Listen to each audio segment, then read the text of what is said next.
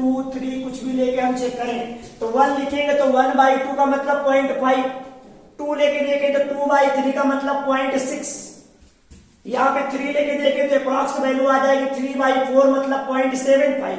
हम देख रहे हैं कि सभी वैल्यू क्या आ रही है, पॉइंटों में आ रही है, अर्थात पॉइंटों में आ रहे हैं तो वैल्यू क्या होगी, लेस देन 1 होगी, अर्थात इसका जो मान होगा वो 1 से क्या होगा, 1 से छोटा होगा। इसका जो मान होगा हमेशा क्या होगा, 1 से छोटा।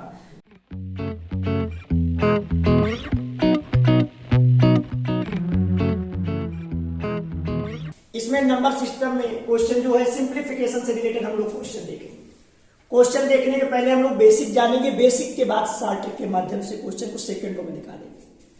तो पहला क्वेश्चन का मैं आपको कॉन्सेप्ट दे रहा हूं, इसके बाद मैं क्वेश्चन नंबर 1 लूंगा, ठीक है। एक कॉन्सेप्ट देख लीजिए, इससे रिलेटेड मैं क्वेश्चन आपको बताऊंगा। जैसे यहां पे दिया है 2 × 3 और यहां पे दिया है 2 × 4 और इसको मैं इस तरह से लिखूं तो देखो वैल्यू में कोई इफेक्ट पड़ता है या नहीं पड़ता। यहाँ पे अगर इसको इस तरह से लिखा जाए, क्योंकि इसी से रिलेटेड क्वेश्चन मैं बताऊंगा, एक एक लाइन पे जवाब आएगा, तो इसके पहले इसको देख लीजिए।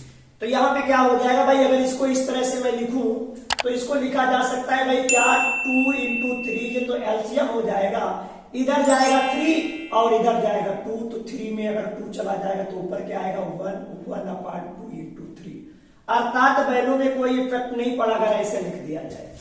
लेकिन सेकंड क्वेश्चन इसमें देखा जाए तो भाई इसको अगर मैं ऐसे लिख दूं तो इसमें क्या एलसीएम हो जाएगा, इसमें एलसीएम हो जाएगा 4, एलसीएम मत लियो, 4 × 2 लिख दो तो इधर जाएगा 4 और इधर जाएगा 2, तो सीधा क्या हो रहा है 2 × 4 × 2। आप देख रहे हैं कि ये वैल्यू यहाँ पे ये थी और यहाँ पे जो वैल्यू जे बन चुकी, तो इस वैल्यू का मान क्या हो गया, 2 टाइम्स हो गया। अगर मैं वैल्यू को इस तरह से लिख दूं तो वैल्यू का मान क्या हो गया, 2 टाइम्स। तो यहाँ पे मैं आपको कॉन्सेप्ट देना चाहता हूं कि अगर यहाँ पे वैल्यू में 2 का डिफरेंस है तो ऐसे जब लिखोगे तो वैल्यू का मान क्या हो जाएगा, 2 टाइम्स।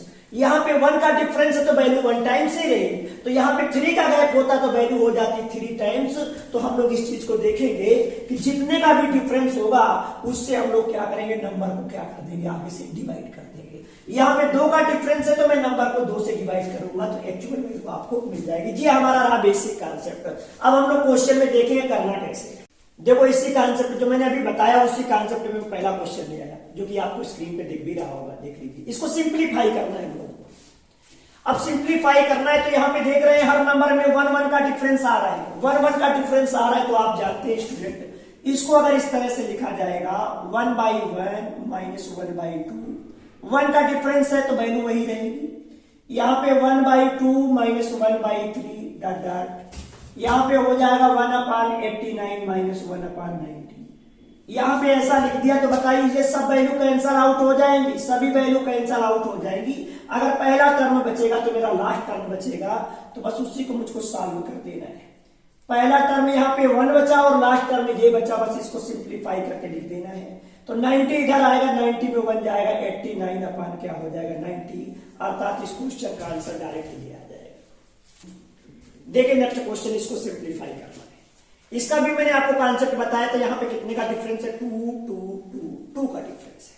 अगर मैं इसको इस तरह से लिखूंगा 1/1 - 1/3, तो 1 3 तो नीचे रहेंगे लेकिन 3 इधर जाएगा, 1 इधर जाएगा, तो वैल्यू में ऊपर 2 आ जाएगा।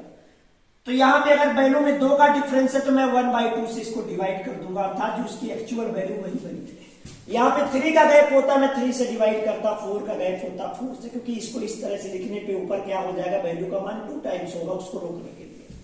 यहाँ पे इसको क्या लिखूंगा 1/3 - 1/5 प्लस 1/5 - 1/7, और यहाँ पे लिखा जाएगा लास्ट टर्म आपका हो जाएगा 1/19 - 1/21। आप यहां से देख रहे हैं सभी वैल्यू कैंसल आउट हो रही है। अगर पहली वैल्यू बच रही तो लास्ट वैल्यू बचेगी आपकी, तो 1/2 हो जाएगा इंटू 1 - 1/21। सीधे इसको सिंप्लीफाई करना है, 21 में 1 जाएगा 20 अपान 21 इंटू 1/2, तो हो जाएगा 10/21, जिसका राइट आंसर हो जाएगा। इस तरह से क्वेश्चन को करना है।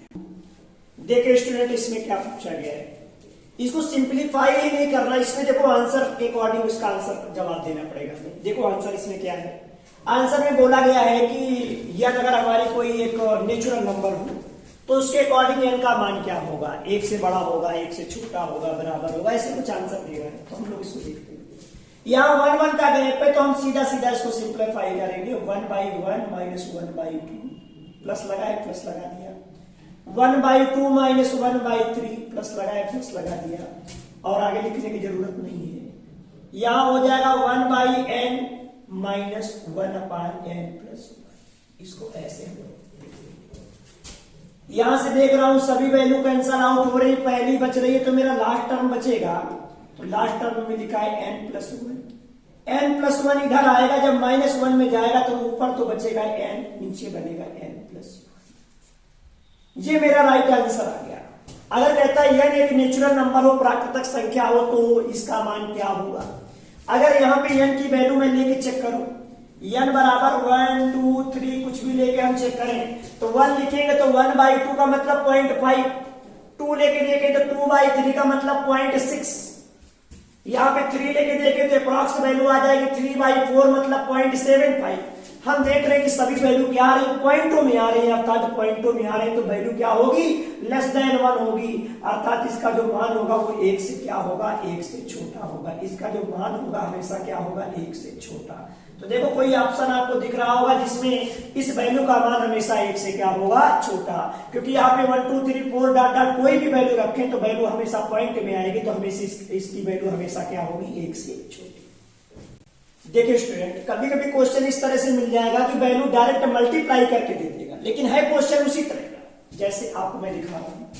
यहां पे बन गया 4 × 5, 5 लास्ट में आया 5 × 6, 6 लास्ट में आया 6 × 7, 7 लास्ट में आया 7 × 8, ऐसे करते चले जाएंगे तो लास्ट में हो जाएगा 11 × 12। आप देख रहे हैं कि इसमें 1 1 का गैप आ रहा है, 1 1 का गैप आ रहा है, यहां भी 1 का गैप आ रहा है। तो आप देखिए इसकी जगह मैं इसको रिप्लेस कर दूंगा तो इसको तो ये भी लिख सकता हूं 1/4 माइनस 1/5 प्लस, यहां पे इसकी जगह इसको रिप्लेस करूंगा तो 1/5 माइनस 1/6 और प्लस डॉट डॉट 1/11 माइनस 1/12।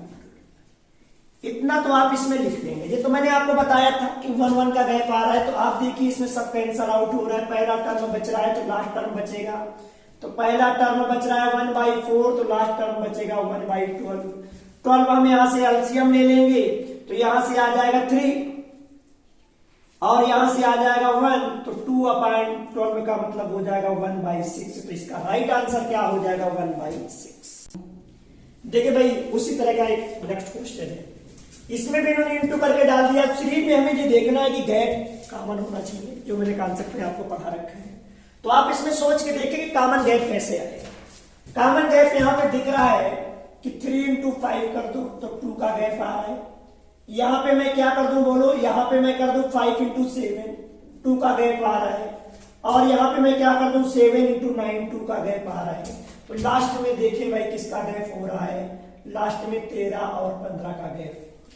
13 और 15 में देखा जाए तो भाई 2 का गैप हो रहा है, और दोनों का गुणा करके एक बार चेक कर ले, 13 25 65 6 मतलब और 13 करना ठीक है।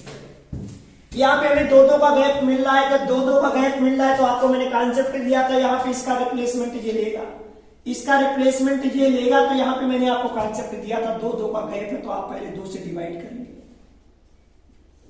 2 का गैप है तो हम 2 से डिवाइड करेंगे, और 3 का गैप होता 3 से डिवाइड करते। इसके बाद क्वेश्चन ऐसे लिखना है 1/3 माइनस 1/5, इसको लिख लिया। इसको लिखेंगे भाई प्लस लगा है, बीच में प्लस लगा दिया 1/5 है माइनस 1/7, और यहां पे आपका लिखा हुआ है 1/13 माइनस 1/50। बस क्वेश्चन का आंसर आ जाएगा भाई। पहला टर्म बचा है, लास्ट टर्म सॉल्व कर लेना, मेरा आंसर मिल जाएगा 1/2 और 1/2 के बाद, तो ये 1/2 आ गया। 1/2 के बाद में पहला टर्म मिलेगा 1/3 माइनस का 1/50, पहला और लास्ट टर्म मिलेगा, बाकी टर्म सभी आपके कैंसिल हो जाएंगे। और इसमें मैं लिखूंगा तो यहाँ पे 3 और 15 का मतलब 15 और 3 का एलसीएम हो जाएगा 15। 3 से डिवाइड करूंगा तो यहाँ आ जाएगा 5, और डिवाइड करूंगा यहाँ आ जाएगा 1, अब लेस करके निकालिए। ऊपर बचेगा भाई 4, तो 4 को 2 से काटूंगा 2 हो जाएगा, नीचे है 15 तो आंसर आ जाएगा 2/15। तो इसका स्टूडेंट आंसर आ जाएगा 2/15। जब आने लगे तो इसको लिखने की जरूरत नहीं, डायरेक्ट आप क्वेश्चन को यहां से कर देंगे। तो इसको देख लीजिए कैसे किया गया, बिल्कुल बेसिक से मैंने किया है। अब देखिए इसमें ट्रिपल सीरीज आपकी चल रही है, यहाँ 3-3 नंबर इंटू लेके चल रहा है। इसमें करना क्या है आपको मैं कॉन्सेप्ट बताता हूँ, करना क्या है। आपको देखना है कि पहले और लास्ट टर्म में डिफरेंस आप देखेंगे, पहले और लास्ट टर्म में 2 का डिफरेंस, यहाँ पे भी 2 का डिफरेंस, यहाँ हर जगह 2 का डिफरेंस है। तो पहले और लास्ट टर्म का जो डिफरेंस होगा उसको आप लिख लेंगे यहाँ पे, पहले और लास्ट टर्म का डिफरेंस यहाँ पे लिख लिया गया। और इसको किस तरह से मैं आप एक्सप्रेस करूंगा, 1/5 × 6 माइनस, पहले 2 टर्म लिए -6 × 7, ये पहले हो गया, पहला इसको ऐसे कर दिया। सेकेंड वाले को भी हम ऐसे करेंगे 6 × 7 -7 × 8, पहले के 2 टर्म ये हो गए, लास्ट के 2 टर्म ये हो गए। इसी प्रकार आगे नंबर के साथ होता रहेगा और लास्ट में हम लिख देंगे 1/19 × 20 -20 × 21। आप यहां से देखें कि पहला टर्म बच रहा है, बाकी टर्म कैंसिल हो रहे हैं, तो सभी टर्म कैंसिल हो जाएंगे। यहां हो जाएगा 1/2, पहला टर्म बचेगा 1/30 माइनस लास्ट का टर्म बचेगा 1/20 × 21, और इसी को मुझे सॉल्व कर देना है, मेरा आंसर मिल जाएगा।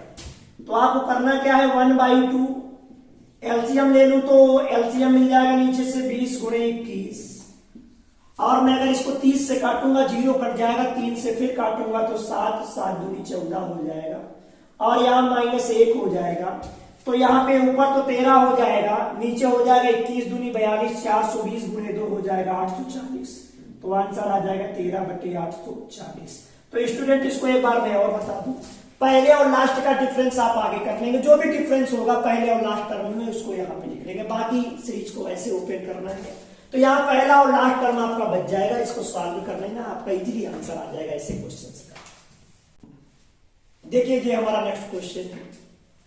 मैंने अभी बताया था कि 3 नंबर के साथ जब सीरीज चलती है तो करना क्या है, एक बार स्टूडेंट और देख ले ताकि प्रैक्टिस हो जाए थोड़ी सी। आपको पहले और लास्ट टर्म में डिफरेंस देखना है, देख रहे हैं कितने का डिफरेंस है पहले और लास्ट टर्म में, 4 का, यहाँ भी 4 का, यहाँ भी 4 का डिफरेंस है। तो आप पहले और लास्ट टर्म में डिफरेंस देखेंगे और जो भी डिफरेंस होगा उसका डिवाइड कर देंगे। इसके बाद में सीरीज को देखो कैसे हम लोग विस्तार करते हैं, कैसे लिखते हैं। पहले के 2 टर्म लिए, लास्ट के 2 टर्म लिए, माइनस का पहला हो गया, प्लस दूसरे को अगर ओपन करेंगे तो पहले के 2 टर्म लेंगे माइनस लास्ट के 2 टर्म लेंगे, और इसी प्रकार हम सीरीज को आगे मूव करते चले जाएंगे। यहां पे हो जाएगा 3 × 25 -25 × 27। इसके बाद में हम देख रहे हैं कि हमारे सभी टर्म कैंसिल हो रहे हैं, पहला टर्म बच रहा है, तो पहला अगर टर्म बचेगा तो मेरा लास्ट टर्म बचेगा 3 × 3 माइनस, यहां से हो जाएगा 25 × 27। आप अगर यहां से देखेंगे तो 1/4 तो हमारा हो गया, और यहां पे मैं एलसीएम देखूं तो 25 × 27 हो जाएगा। इसको मैं 3 से काटूंगा 9 हो जाएगा, 25 9 225, तो ऊपर हो जाएगा 225 माइनस, यहां से हो जाएगा माइनस का 1, तो यहां से हो जाएगा आपका 224, अपान में हो जाएगा 4 × 25 × 27। 4 से मैं इसको कैंसिल करूंगा, 4 × 5 = 20 और 4 × 6 = 24, तो ये हो जाएगा 56। इसमें करेंगे तो ये हो जाएगा 25 × 7 = 175, 17 25 दूनी 50, तो ये हो जाएगा 675। तो इसको हम डायरेक्ट सिंप्लीफाई करते हुए आपने देखा कि डिफरेंस को यहां लिखा, बाकी वैसे ही सीरीज को मैंने एक्सप्लेन किया, और सीधा सीधा मेरा आंसर जो आ गया 56 मतलब 56/675, इसका करेक्ट आंसर आ जाएगा। देखिए नेक्स्ट क्वेश्चन है। क्वेश्चन में कुछ नहीं, वही कॉन्सेप्ट वही तरीका आपको अप्लाई करना है, बस आपको कॉन्सेप्ट आना चाहिए करना कैसे है। अब देखो मैं डायरेक्ट करूंगा, इस बार लिखूंगा नहीं क्वेश्चन। यहाँ पे पहले और लास्ट टर्म में डिफरेंस कितने का है, पहले और लास्ट टर्म में डिफरेंस आपका 2 का आ रहा है, पहले और लास्ट टर्म में डिफरेंस 2 का आ रहा है, सॉरी गलती हो गई, यहाँ पे 4 होना चाहिए। यहाँ पे पहले और लास्ट टर्म में 2 का डिफरेंस आ रहा है, आप कोई भी सीरीज देख ले, यहाँ पे भी 2 का डिफरेंस, यहाँ भी, तो आप करें क्या, जितने का भी डिफरेंस हो उसको 1/2 आगे कर दें। यहां से पहला टर्म मिलेगा 1/1 × 2 और यहां से मुझे लास्ट टर्म मिलेगा क्या 1/19 × 20। बस इतना क्वेश्चन करना है, हर क्वेश्चन में आपको इतना ही लिखना है।